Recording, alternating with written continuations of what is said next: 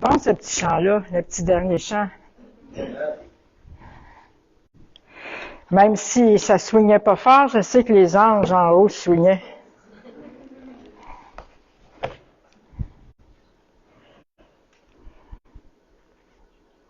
Alors, je vais aller tout de suite avec les dîmes et les offrandes parce que la dernière fois, je les ai oubliés.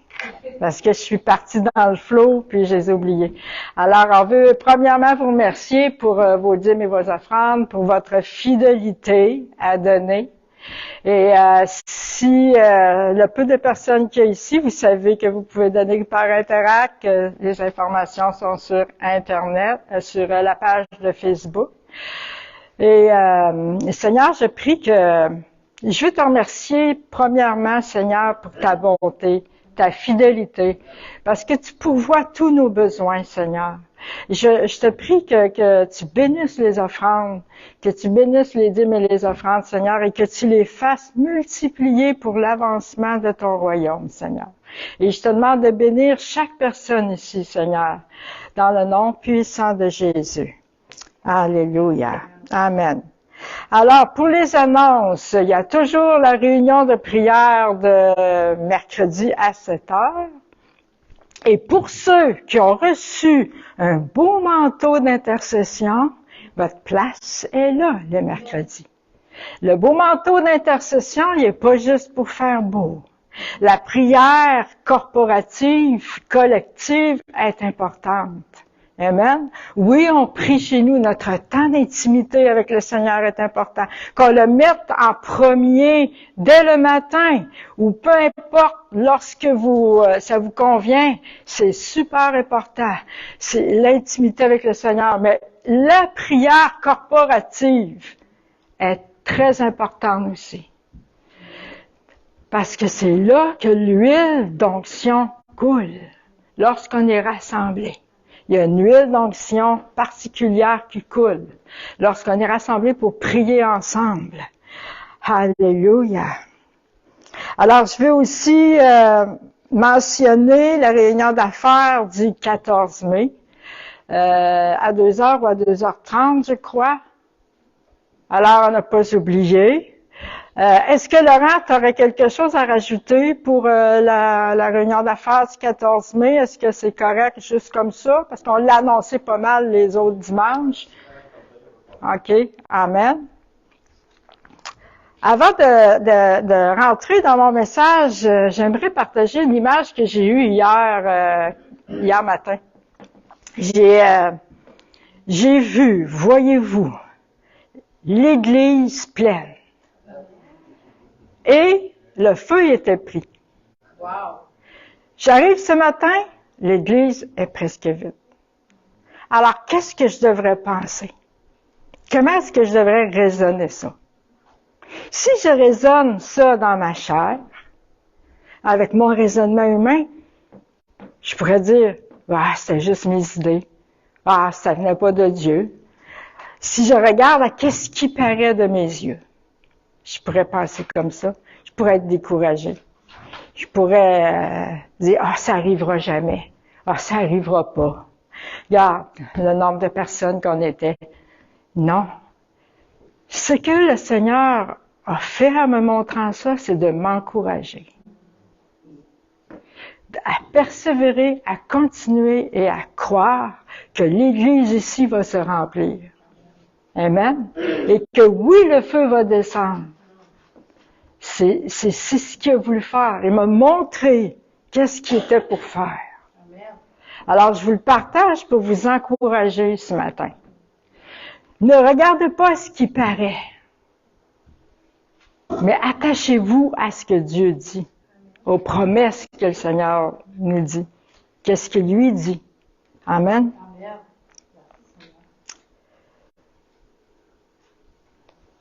Je vais prendre une gorgée d'eau. Là, j'ai vraiment la bouche.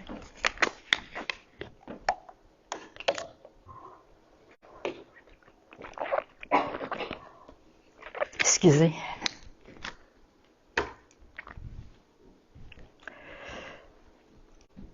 Alors, le titre de mon message est « Les récompenses ». On dirait, ça me fait penser à un gros plat de bonbons, hein? Ou un gros plat de suçons. Des fois, nos petits-enfants, on dit, si t'es gentil, là, tu vas avoir une surprise. Puis là, on arrive avec un suçon, tu sais. Mais, ça sera pas des suçons. Mon partage ce matin vise à encourager à persévérer. Donc, tout le monde sait que nous aurons des récompenses en haut. Je suis certaine que tout le monde sait ça. Est-ce que tout le monde sait ça? Que nous aurons des récompenses en haut.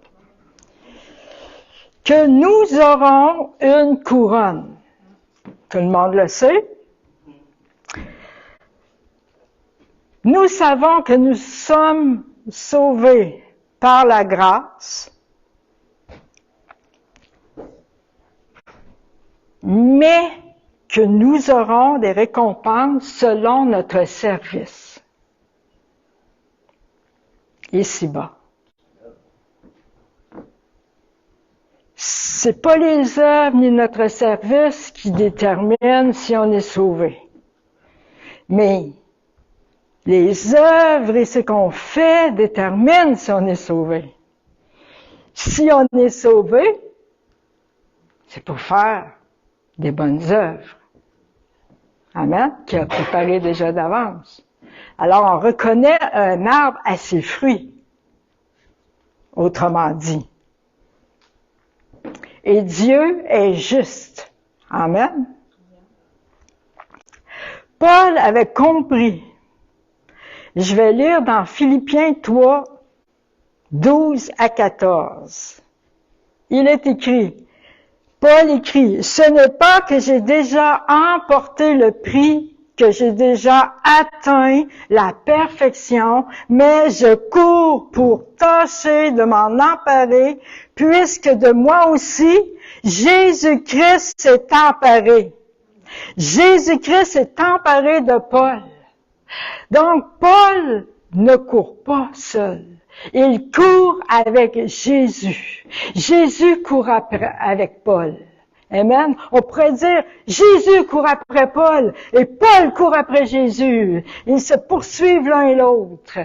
Et Paul ne fait pas les choses par ses propres forces, parce que Jésus-Christ s'est emparé de moi. Amen. Jésus-Christ s'est emparé de nous aussi. Alléluia.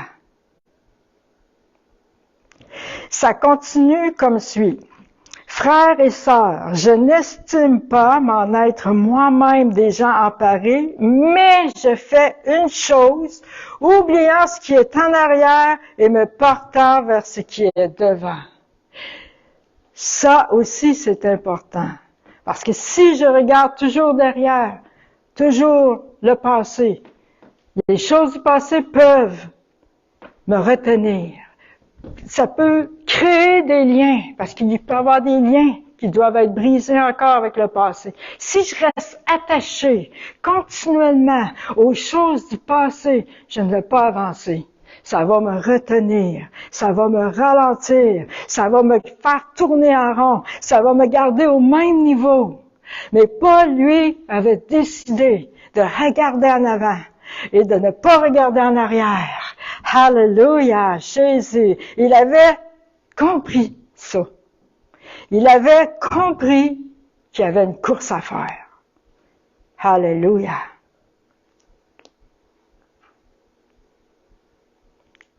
Je cours vers le but pour remporter le prix de l'appel céleste de Dieu en Jésus-Christ.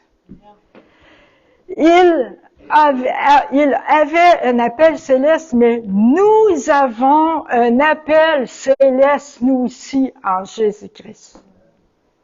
Alléluia. Donc, il courait vers le but pour remporter le prix de l'appel céleste. Il y a un prix à payer pour gagner le prix. Amen. Et Paul est en train de dire qu'il payait le prix pour remporter le prix. Parce qu'en courant comme ça, c'est le prix qui payait. En courant pour le prix de l'appel céleste. Alléluia! Un beau jeu de mots, hein? Mais c'est la vérité. C'est ce qu'il faisait. Il y a un prix à payer pour gagner le prix. C'est beau, hein? Il me semble que j'aime ça, cette phrase-là. J'aime ça, là, dire, là, il y a un prix à payer, là, pour gagner le prix. Ça m'encourage à payer le prix.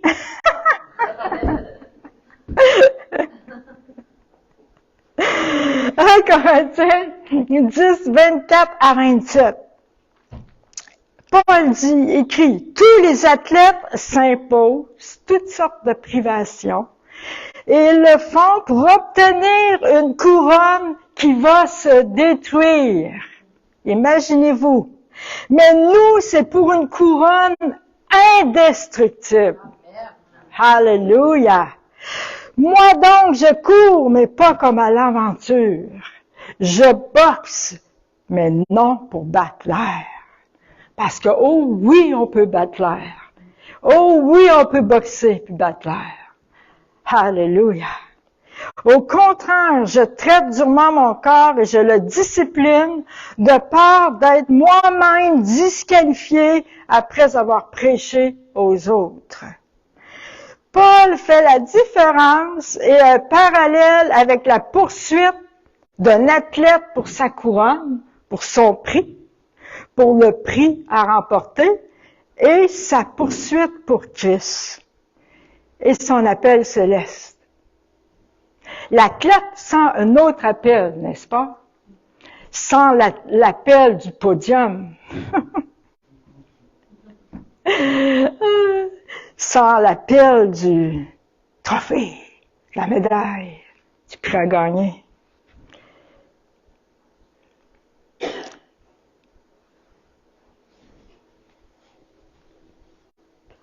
Il encourage de suivre son exemple et de rester ferme à travers ce qu'il écrit. Il encourage les autres disciples, qui beaucoup parmi eux sont ses enfants spirituels. Et il va même dire que ses enfants, que les disciples sont sa récompense. Pourquoi? Parce qu'il les a vus grandir, investis dans leur vie, et parce que leur âme est éternelle.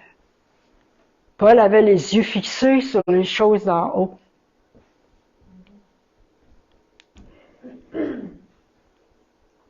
L'athlète court pour son bénéfice, sa passion.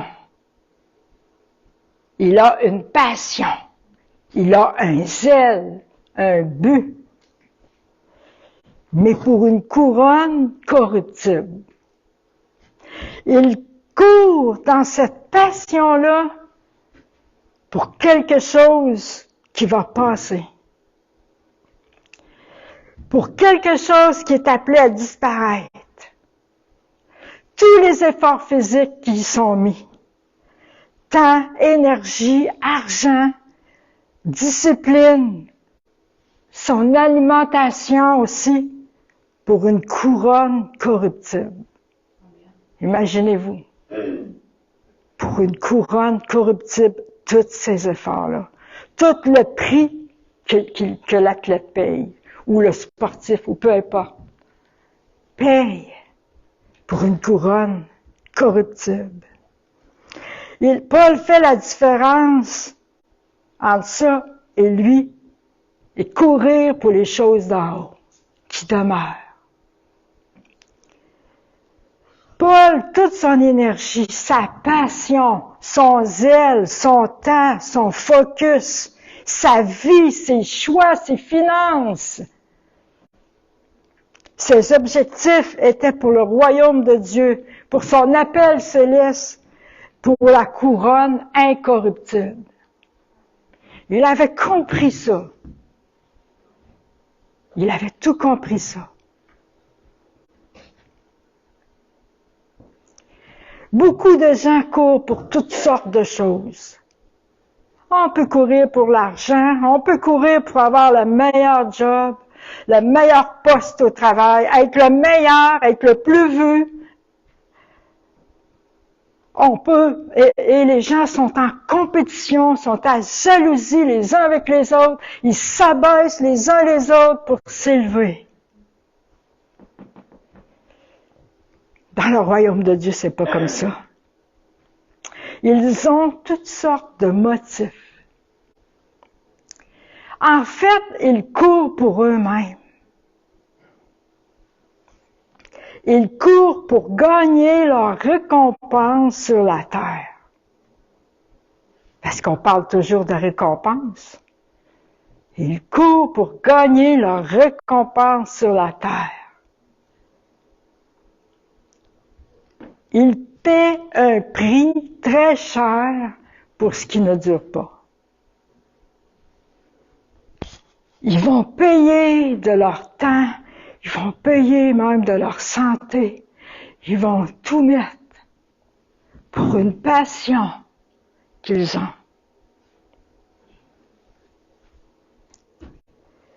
Mais la parole de Dieu dit, celui qui perdra sa vie à cause de moi la trouvera. Et celui qui sauvera sa vie la perdra. Alors, dans quel camp est-ce que nous sommes?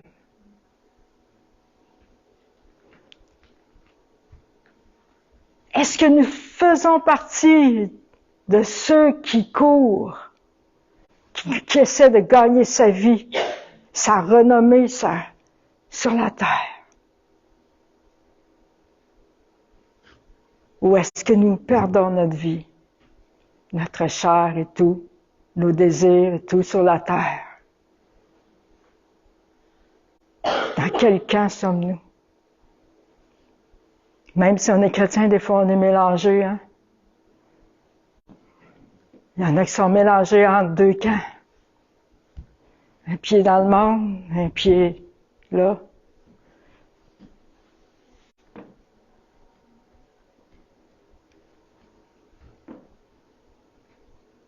Pensez-y, pourquoi est-ce que vous courez?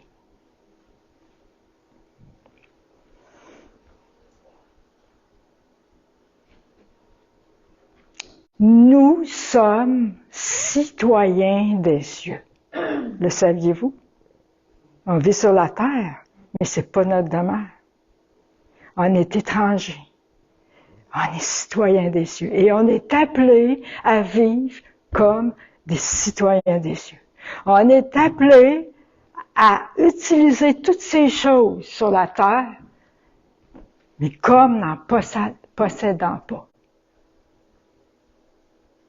Pour l'utilité et pour l'avancement du royaume. Est-ce que vous êtes capable de faire ça? Avec la puissance du Saint-Esprit, oui.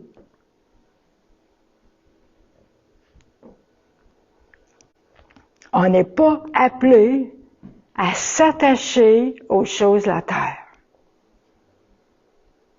mais à s'attacher aux choses d'en haut. À s'affectionner aux choses d'en haut, pas aux choses de la terre. Alors, où est-ce qu'elle est ton affection? Où est-ce qu'elle est ta passion? Parce que ta passion va te donner des ailes. Tu vas trouver l'énergie pour faire ce que tu veux. Parce que tu es passionné pour cette chose-là. Tu vas être prêt à faire n'importe quoi pour ta passion. C'est vrai ce que je dis. Quelqu'un qui est passionné pour quelque chose va trouver l'énergie. Va tout faire pour cette passion, pour arriver au but de cette passion-là, pour poursuivre sa passion. La passion propulse. La passion pousse. Alléluia.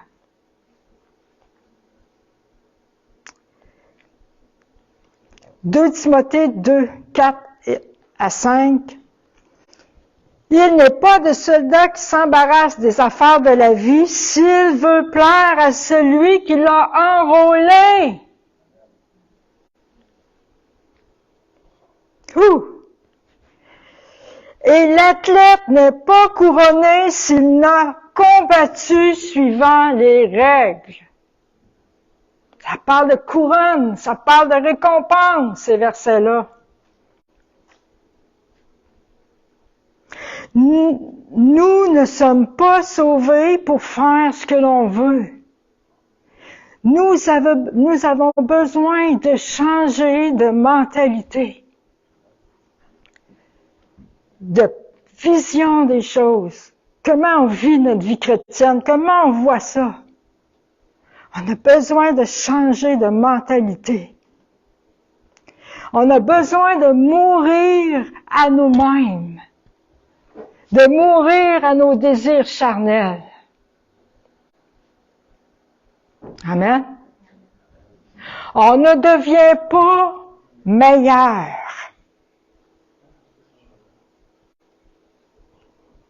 Parce que notre vieille nature est morte. Elle ne deviendra pas meilleure. C'est notre nouvelle nature qui doit grandir et qui doit vivre.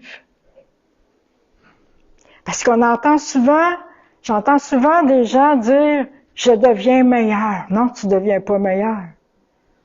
Ton moi ne devient pas meilleur.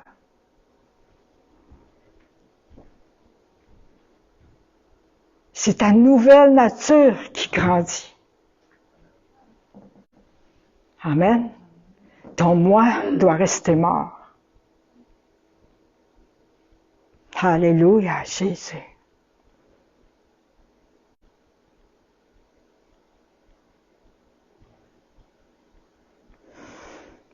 Jésus est mort à lui-même. Amen. Et il nous a sauvés par grâce. Savez-vous pourquoi? Pour nous donner la vie en abondance, mais pour que nous mourions à nous-mêmes comme lui. Parce que suivre Jésus, c'est devenir comme lui. Amen. Et il est mort.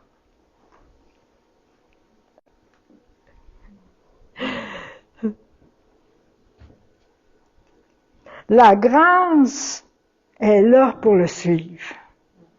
Il nous a tout donné. Elle nous rend capables de vivre pour lui. Amen. Pour vivre pour lui, pas pour nous-mêmes. Si tu vis pour toi-même, tu n'as pas compris la grâce. Si tu fais ce que tu veux, tu n'as pas compris la grâce. La grâce, c'est le salut immérité, oui. C'est un don. Mais la grâce, c'est elle, c'est qui nous rend capables de le suivre. Amen. Alléluia. Alléluia. Vous savez, la volonté de Dieu, là, même si quelque chose est bon en soi, ça ne veut pas dire que c'est la volonté de Dieu pour toi. Parce qu'il y a des milliers de choses qu'on peut faire qui sont pas mal en soi. Mais ça ne veut pas dire que c'est la volonté de Dieu ici maintenant pour toi. Amen. Alors c'est là qu'il est important de vivre une intimité et de connaître sa parole. Peut-être que dans la parole, ça dit « Ah, telle affaire. Ah, ben je suis correct d'abord. » Oui, mais cherche la volonté de Dieu pour toi, pour ta vie. Parce que des fois, je vois plein de gens qui font toutes sortes de bonnes choses, qui sont pas mal en soi. Mais savez-vous que les gens dans le monde aussi en font des choses qui sont pas mauvaises en soi? Est-ce que c'est la volonté de Dieu qu'ils font? Ils ne le peuvent pas, parce qu'ils n'ont pas d'intimité, ils n'ont pas l'Esprit de Dieu. Et nous, on est appelés à faire ce que Dieu veut, nous demande. Chacun personnellement. Alors, pourquoi est-ce que nous bâtissons? Qu'est-ce que nous bâtissons?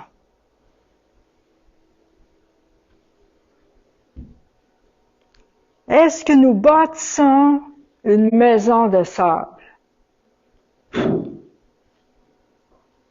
Est-ce que nous bâtissons une maison de cartes?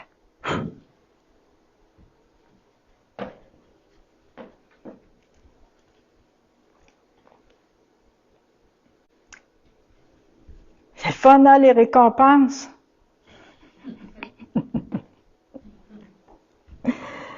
Colossiens 4, 23 à 25. Tout ce que vous faites, faites-le de tout votre cœur comme pour le Seigneur et non pas pour des hommes, sachant que vous recevrez du Seigneur un héritage pour récompense. Amen. Alléluia, alléluia, alléluia. En effet, le Seigneur que vous servez, c'est Christ. Mais celui qui agit injustement recevra le salaire de son injustice. Il n'y a pas de favoritisme. Chacun recevra son salaire selon ses agissements. On vient de le lire. Selon son travail, son obéissance.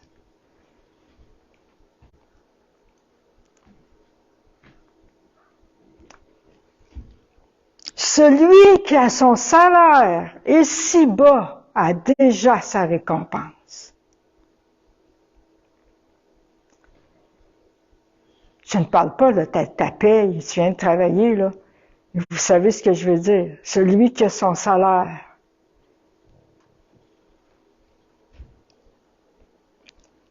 Celui qui cherche à être vu, sa réputation, sa gloire, la richesse, il a déjà son salaire ici. C'est pour ça que Dieu dit dans les évangiles, il est écrit qu'il n'y a pas beaucoup de riches qui vont entrer dans le royaume de Dieu. Pourquoi? Parce qu'ils n'ont pas besoin de Dieu, ils ont déjà tout, ils ont leur salaire. Et ceux qui ont beaucoup de reconnaissance ici, ils ont déjà leur récompense. C'est pas moi qui le dis, c'est la parole de Dieu. Mais ça ne veut pas dire que nous devons rester enfermés. Mais que ce que nous faisons soit pour la gloire de Dieu. Et que nous laissions Dieu nous élever.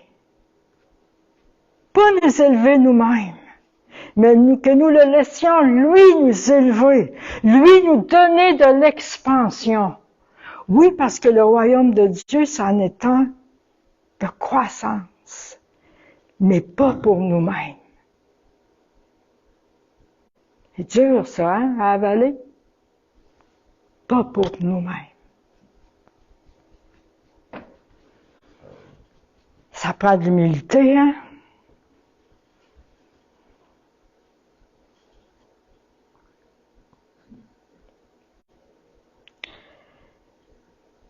Donc, je pourrais faire un test et m'examiner moi-même et me demander pourquoi je fais les choses. Pourquoi je fais cette chose?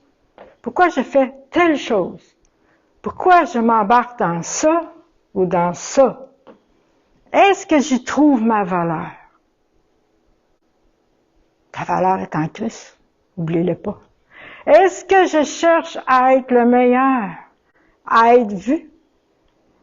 Quels sont mes motifs? Pourquoi je fais les choses? Telle chose ou telle chose. Mais que je ne le fais pas pour le Seigneur. Telle chose ou telle chose, je ne le fais pas. Quelle satisfaction que je cherche? Est-ce que ma chair ne veut pas mourir? Donc elle va faire ce qui lui plaît? Ou est-ce que ma chair meurt et je fais ce qui plaît à Dieu? Je ne sais pas si vous me suivez.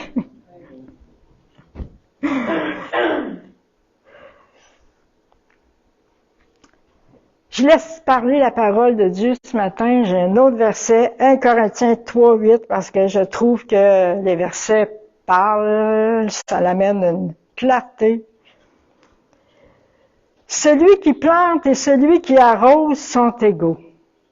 Et chacun recevra sa propre récompense en fonction de son propre travail.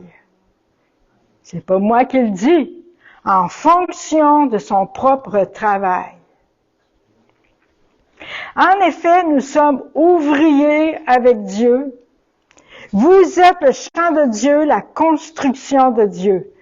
Conformément à la grâce que Dieu m'a donnée, j'ai posé le fondement comme un sage architecte et un autre construit dessus. Cependant que chacun fasse attention à la manière dont il construit dessus. Car personne ne peut poser un autre fondement que celui qui a été posé, à savoir Jésus-Christ. Que l'on construit sur ce fondement avec de l'or, de l'argent, des pierres précieuses, du bois, du foin ou de la paille, écoutez bien ça encore, l'œuvre de chacun sera dévoilée. Le jour du jugement la fera connaître, car elle se révélera dans le feu, et l'épreuve du feu indiquera ce que vaut l'œuvre de chacun. Si l'œuvre que quelqu'un a construite sur le fondement subsiste, il recevra une récompense. Si son œuvre brûle, il perdra sa récompense. Lui-même sera sauvé, mais comme au travers d'un feu. Alors, est-ce que notre travail pour le Seigneur compte? Tout à fait. Dieu est juste. Est-ce que le bien que nous faisons compte? Amen. Est-ce que les temps de prière comptent? Amen. Est-ce que ma fidélité compte? Amen. Même si on n'est pas toujours fidèle, Dieu demeure fidèle, mais notre fidélité compte. Pas pour le salut. Nous sommes sauvés par grâce, mais pour les récompenses. Ça compte. Le temps que je mets pour le poursuivre, l'investissement compte. Mes finances. Pensez-vous que les dîmes et les offrandes que je donne comptent?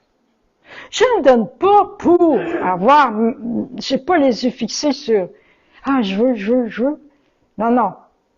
Mais oui, Dieu est juste. Et oui, les offrandes et les dîmes que je donne comptent. Parce que je sème dans le royaume de Dieu. Et ce qui est semé dans le royaume de Dieu demeure.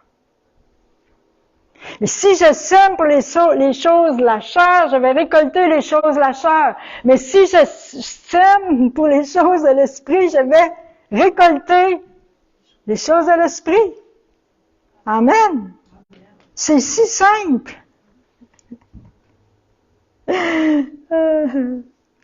J'ai souvent entendu des gens dire, en autant que ton cœur soit attaché à Jésus, tu peux faire ce que tu veux. Je vous le dis, j'ai entendu ça.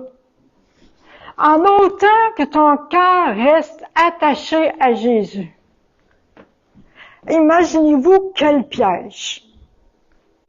Mon cœur est attaché à Jésus, ton cœur est attaché à Jésus si tu fais ce que tu veux.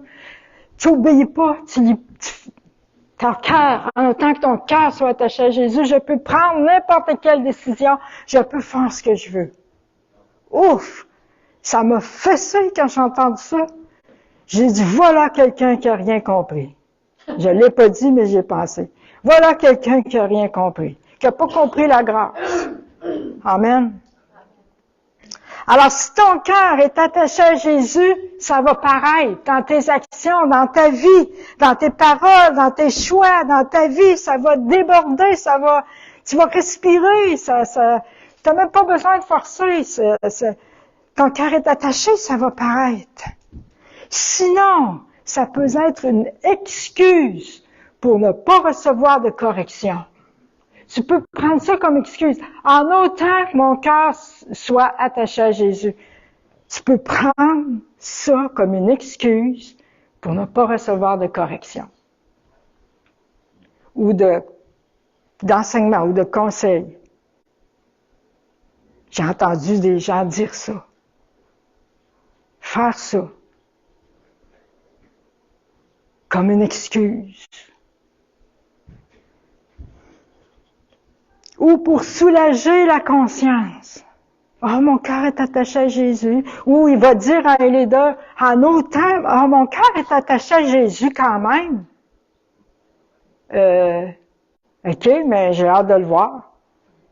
Tu sais, si ton cœur est attaché à Jésus, je vais le voir. Tu n'auras même pas besoin de me le dire. Tu sais, comprenez-vous? Amen. Les fruits. Les fruits. Oui, les dons qu'il nous a donnés. Les talents qu'il nous a donnés comptent. Souvenez-vous de la parabole des talents. Je ne vais pas le lire dans le Nouveau Testament. Si je prends mes dons, si je prends les talents que Dieu m'a donnés et je les enterre, je les enfouis, je les garde pour moi, je ne les mets pas au service de Dieu ni au service des autres. Est-ce que mes dons vont prospérer? Est-ce que mes dons vont prendre de l'expansion? Est-ce que mes talents ou mon service va prendre de l'expansion? Non. Si je fais rien avec ce que Dieu me donne. On a même une responsabilité avec ce qu'on entend de la parole de Dieu. Avec ce que Dieu nous donne, nous montre. Qu'est-ce qu'on fait avec?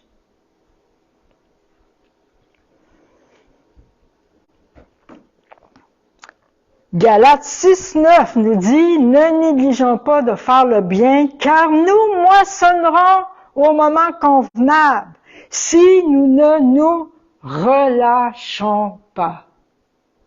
Qu'est-ce que ça veut dire, ça? De persévérer.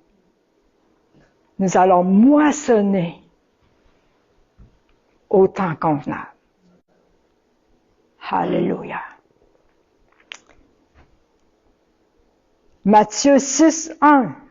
Gardez-vous de pratiquer votre justice devant les hommes pour en être vus.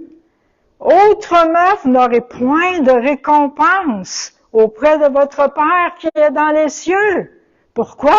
Parce que on a déjà notre récompense ici sur la terre si c'est pour être vu. Si c'est pour être, on fait tout pour être vu des hommes.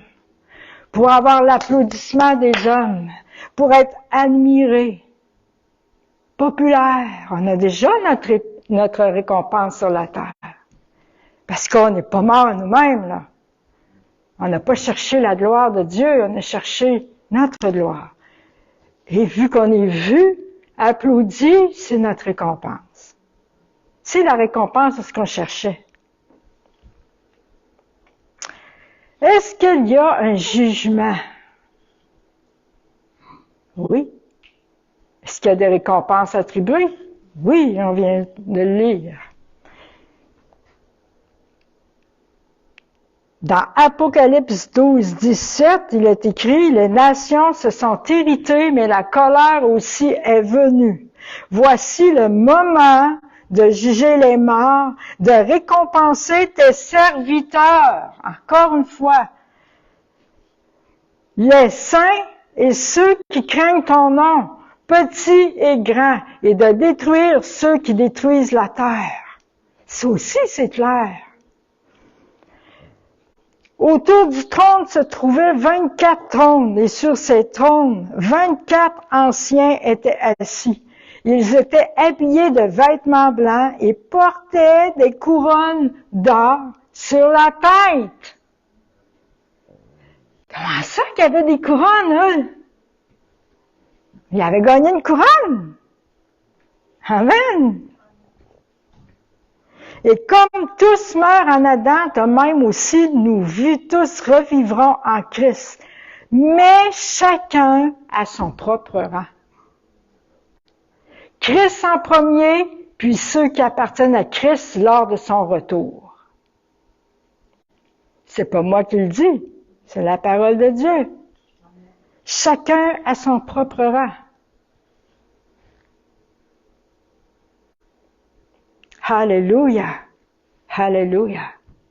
Ce n'est pas ce n'est pas une question de chercher à être le plus grand non plus dans le royaume des cieux, là.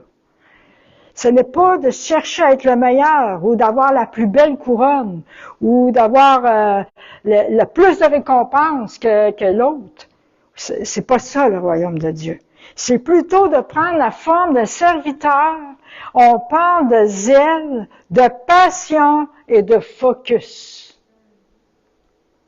D'obéissance. C'est de donner notre meilleur et l'excellence pour Dieu. Où est notre zèle? Où est notre passion?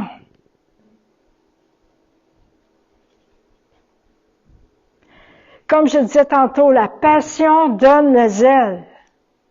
Alors, si je suis passionné pour Jésus,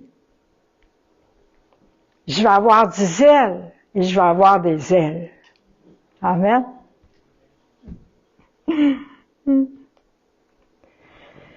Jésus a tout donné pour la cause de l'humanité en obéissance à son Père.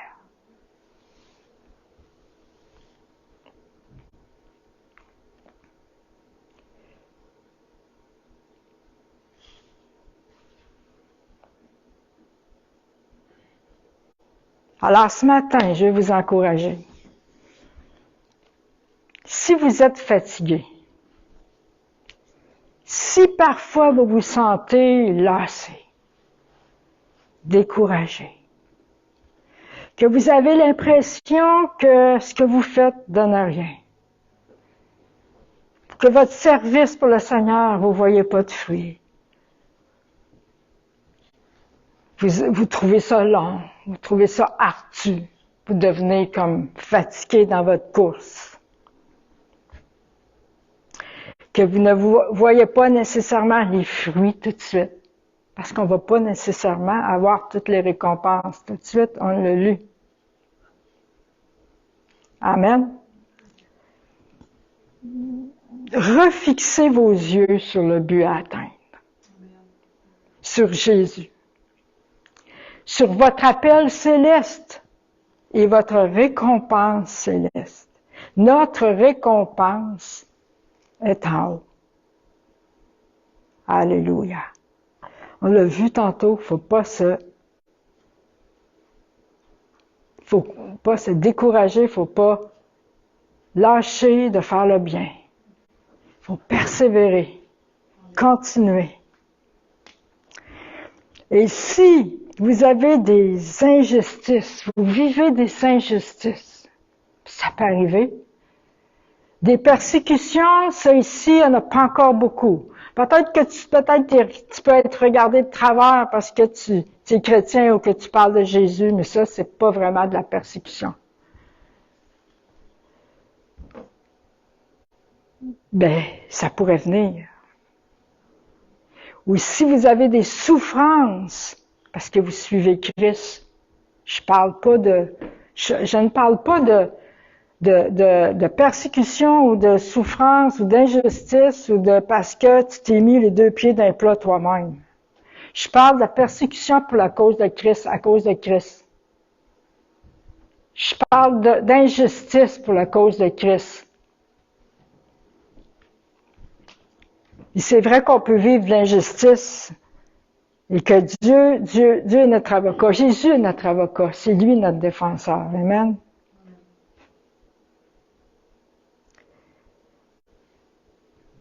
Je ne parle pas non plus de souffrance parce que tu t'es tourné une cheville. Je parle des souffrances pour Christ. Paul avait vécu toutes sortes de souffrances, de persécutions.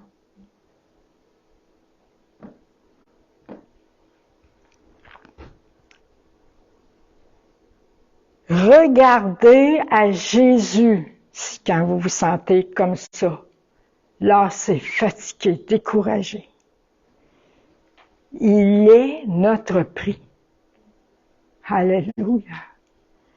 Et nous serons avec lui pour l'éternité, sans souffrance, sans maladie, sans larmes, sans combat. ardu. C'est là notre récompense. Amen. On va être dans sa gloire pour l'éternité. Alors, est-ce que la course en vaut la peine? Amen. Alléluia. Il a tout donné pour moi. Il a tout donné pour nous. C'est ce que nous devons faire aussi, tout donner pour lui.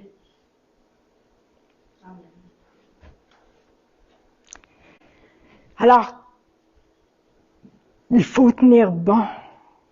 Il faut ne pas abandonner la course dans laquelle on est engagé, dans laquelle vous êtes engagé. Vous êtes engagé dans une course. À partir du temps que vous êtes né de nouveau, vous êtes engagé dans une course. Amen.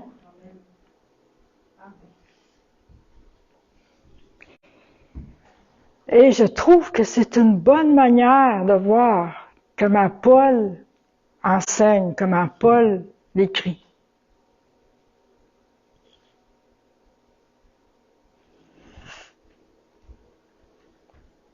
Alors, gardons les yeux fixés sur Jésus et non sur les choses terrestres. Attachez-vous aux choses d'en haut. Et n'ayez pas les yeux fixés ou n'ayez pas crainte de ce que les autres disent de vous, ou ce que les autres peuvent penser de vous, ce qu'ils peuvent critiquer de vous. Mais gardez les yeux fixés sur Jésus. Alléluia. Alléluia. Ne regardez pas aux circonstances, à ce qui paraît, ce qui est ardu. Parce que oui, la course peut être ardue. Paul a souffert de la faim, de la nudité. Il a été fouetté, il a été emprisonné. Il a été insulté. Il a vécu les choses comme Jésus. Sauf qu'il n'a pas été crucifié sur la croix, mais il a vécu la persécution, la souffrance, la nudité, la faim. Alors, suivre Jésus, ça peut arriver qu'on aille à vivre, subir des choses. Mais sa grâce est là pour, avec nous chaque jour. Amen. Et le prix à gagner vaut beaucoup plus que tout ce qu'on peut posséder sur la terre. Toutes les richesses de la terre. Je peux posséder toute la terre. Mais si j'ai pas Jésus, j'ai rien. Prends tout le monde, mais laisse-moi Jésus. Amen. Alléluia. Si j'ai Jésus, j'ai tout. Alléluia. Yes. C'est un fait. Parce que tout ça ici sur la terre est appelé à disparaître. La seule chose qui demeure, c'est Jésus, c'est l'amour. C'est ce qu'on est en Jésus. Ça va demeurer.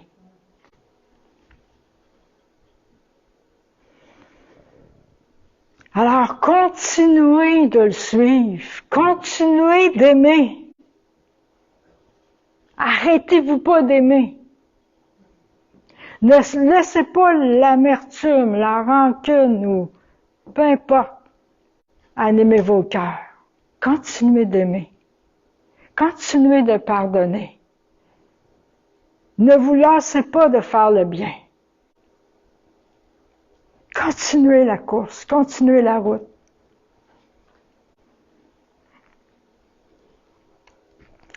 Continuez d'évangéliser. Continuez de parler de Jésus. Continuez d'amener des âmes à Christ. Ne vous arrêtez pas. Persévérez. Alléluia. Merci Jésus pour ta grâce. Merci Seigneur parce que tu nous enveloppes de ta grâce, que tu nous enveloppes de ton amour. Alléluia. Saint-Esprit, aide-nous à garder nos yeux fixés sur toi, à pas rechercher les choses de la terre qui sont appelées à passer, à disparaître.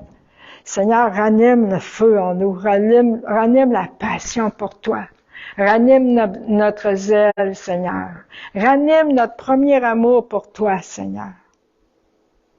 Que ce soit toi qu'on poursuive, pas quelqu'un d'autre. Que ce soit les choses d'en haut qu'on poursuive, pas les choses sur la terre, pas les choses de ce monde.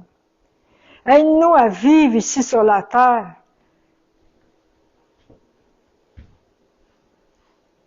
tout en étant citoyen des cieux.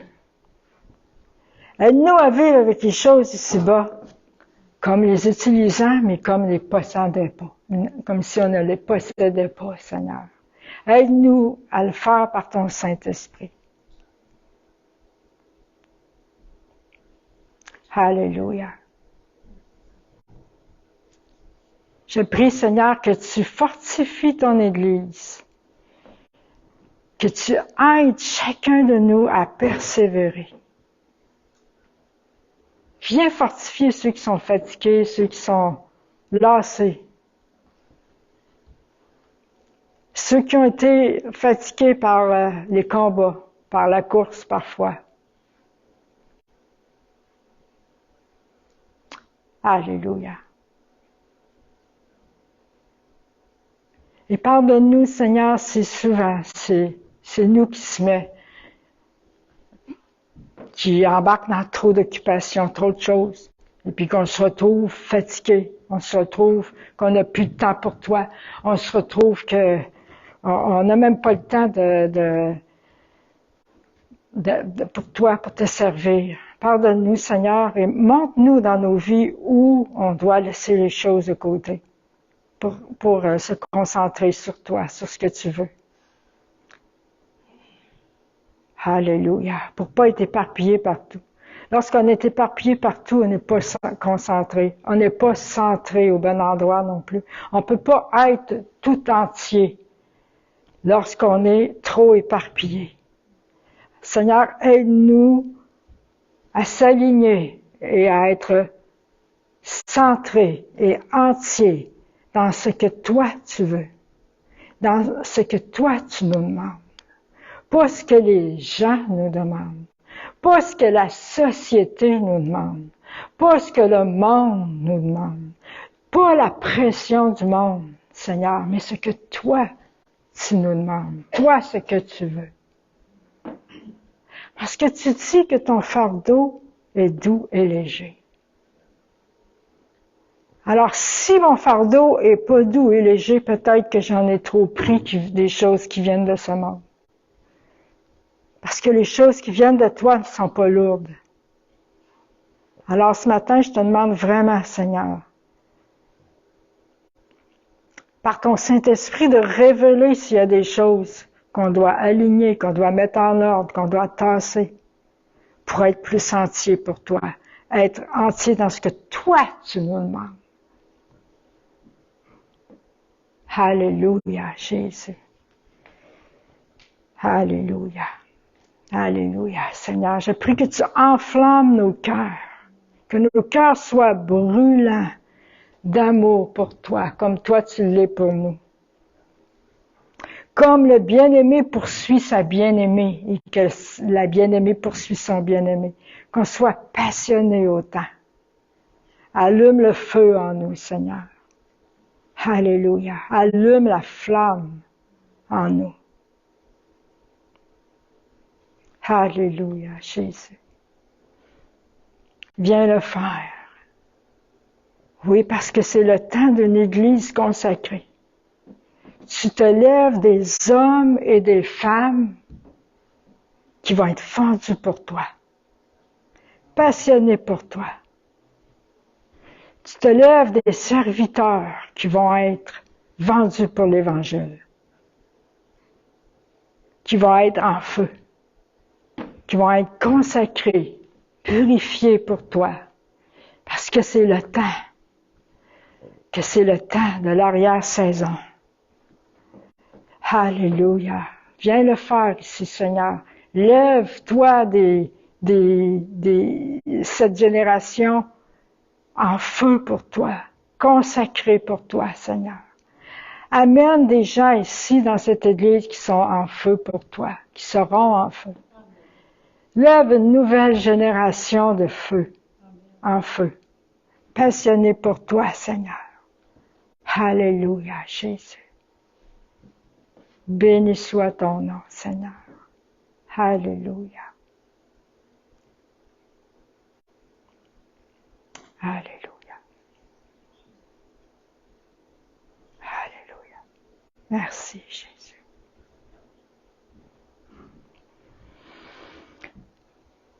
Avant de terminer, j'aimerais savoir si quelqu'un aurait un mot de témoignage à faire concernant les manteaux d'intercession qui ont été déposés. Si vous avez vu un changement dans votre intercession, dans vos prières, si vous avez vu un nouvel élan, si vous avez vécu quelque chose de particulier depuis ce temps-là par rapport à ça, à l'intercession, à la prière. Alors c'est bon d'entendre des témoignages pour savoir ce que Dieu fait. Amen. Ça l'encourage les autres, ça l'édifie. Moi, c'est sûr que ça m'a redonné un élan, là. Mais aussi, c'est qu'on a prié, puis les deux nuits qui ont suivi, je me suis réveillée dans la nuit, puis j'avais un don. Puis j'ai tout de suite prié. Je me suis même pas posé de questions, je n'étais même pas endormie. C'est comme j'ai prié, ça a duré 5 minutes, je me suis rendormie. Comme autant, tu sais, aussi facilement que. Mais c'est ça, c'est comme dans la nuit qu'on dirait que le Seigneur, là, il me réveille, puis j'ai un nom. C'est comme là, ça arrivé, là. Mais aussi dans le jour, là, on dirait que j'ai plus le réflexe, là. Je suis comme plus attentive. Amen. Fait que là, le Seigneur me donne un nom, puis je vais prier pour. Amen. Ouais. Yes. Il faut être disposé. Amen. C'est le Saint-Esprit qui le fait. Amen. Quelqu'un d'autre? Je sais qu'il y en a d'autres qui ont vécu des choses, j'allez-vous pas? J'ai entendu dans les coulisses.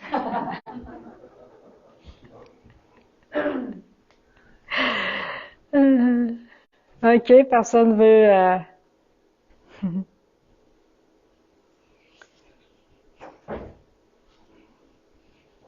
OK. Alors, je pense que je vais terminer ici ce matin. Alléluia, Seigneur Jésus. Seigneur, je prie que ta parole fasse son œuvre par ton Saint-Esprit dans nos cœurs, Seigneur, et qu'elle porte du fruit, Seigneur, que tu continues de travailler nos cœurs tout au long de la semaine, Seigneur. Et je te rends gloire pour toutes choses. Amen. Que Dieu vous bénisse.